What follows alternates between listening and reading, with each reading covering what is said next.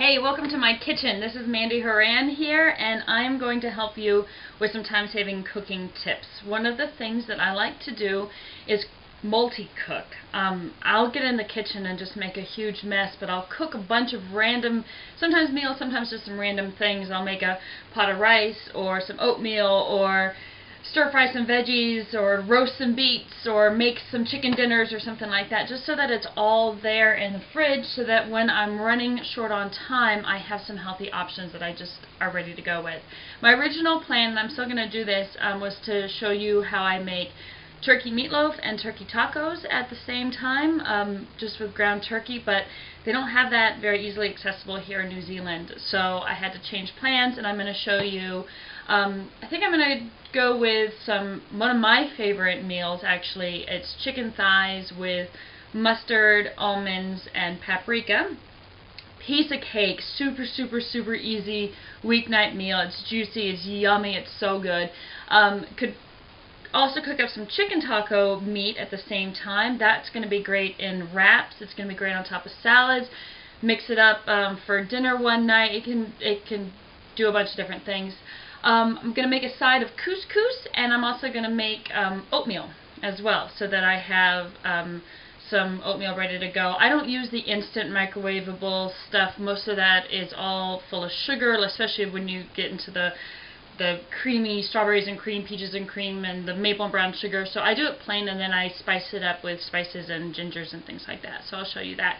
I don't have a fancy kitchen at all. This is my boyfriend's little cabin, as he likes to call it, in New Zealand, and it's very, very small. This is my countertop right here. It's an old desk.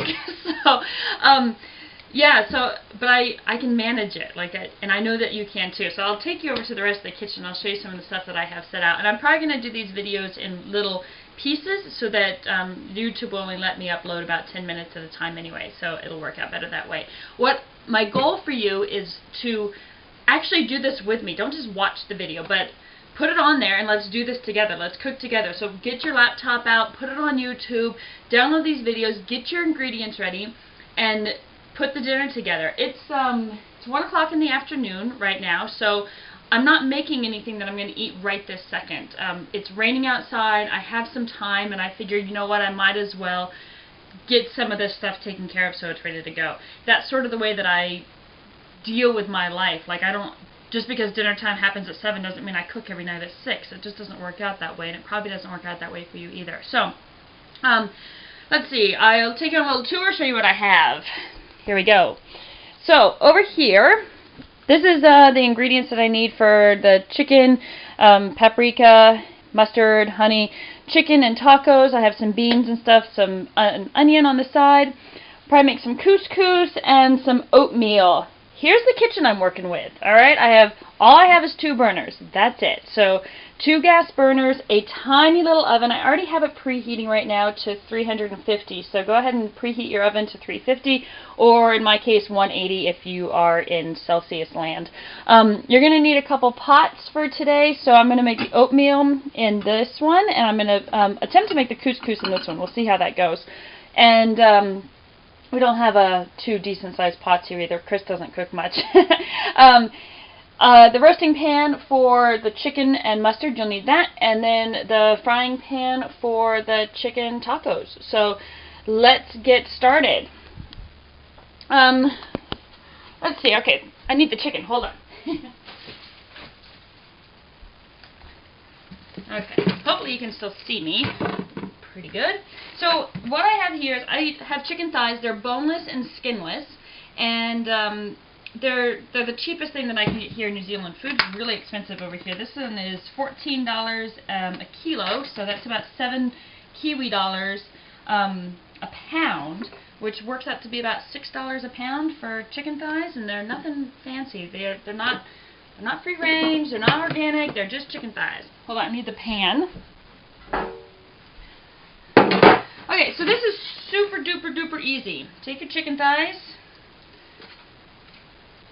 You already washed your hands, I'm sure. I know I did. I lay them out in the pan. I wash my hands a lot after handling chicken. Chicken is not something you want to mess around with. And it looks like, can I squeeze one more in there? We probably eat about 1.5 of these per serving when we eat these for dinner. Let's see if I can squeeze one more in there. I know I can. Rotate them. That'll help. You could do this with chicken breasts as well. Okay, I gotta wash my hands off so I can open the mustard.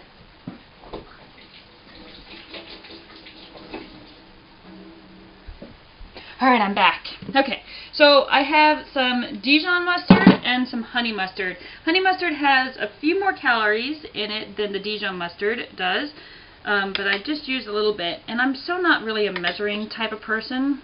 I'm going to be out of honey mustard here pretty soon. You can tell I make this recipe a lot.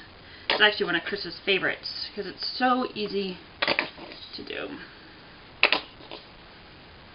There we go. And a little bit of Dijon on there as well.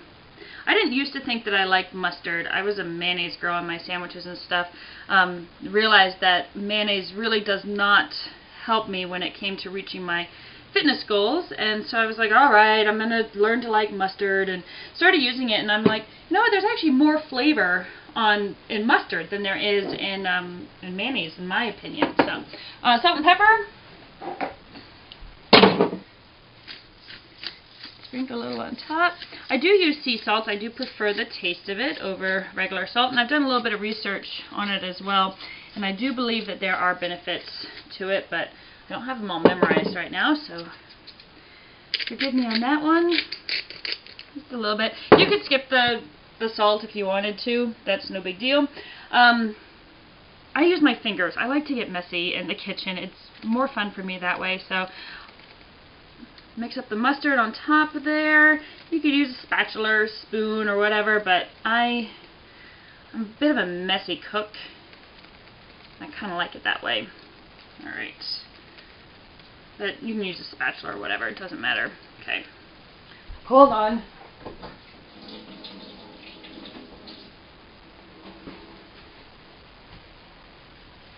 Alright, and then what's in here? This is a mixture of almonds and chili seasoning. So it actually I think officially calls for paprika, smoked paprika, but I didn't have any, and I know there's some paprika in there. So really, to get that mixture, a couple almonds in there. And see, I like, time-saving tip, I like to mix this up like this and save it in the freezer so that I don't have to always get out the food processor, mix the almonds up, and all that. So that's a handful or two of almonds in there. And sprinkle some of this in there. And I use the TLAR method. That stands for that looks about right. So a little bit of that. And have some fun with it, experiment a little bit. So I'm going to go ahead and pause it here for now while I run this, because it's super loud and annoying, and we'll get to the, well actually, yeah, so that's it. Turn it on, it's going to be loud, but I'll go ahead and finish this up and then take it to the next level. So this is already mixed up with the paprika and almonds, and literally just sprinkle some on top of there. Now depending on when you turned your oven on, so if you come home from work, you know you got to make some dinner, not quite sure what you're going to make, but you know you're going to bake some chicken up or something, go ahead and turn the oven on, because I know for me when I first started cooking it was like, oh, I hate waiting for it to heat up and it takes forever, blah, blah, blah. But really by the time, like, just do that first. It'll be already heated up, ready to go. There we go.